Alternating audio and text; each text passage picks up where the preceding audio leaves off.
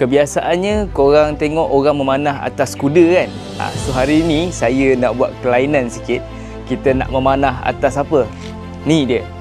Atas skateboard ataupun kita panggil sebagai one wheel. Nama pun one wheel, satu roda. So memang dia ada satu roda je. That's why lah saya nak buat eksperimen sikit, kerja gila sikit. Iaitu kita akan memanah di atas one wheel. Biasa dengar orang memanah berkuda je kan. So hari ni kita nak test memanah di atas one wheel ataupun electric skateboard ni. So check it out.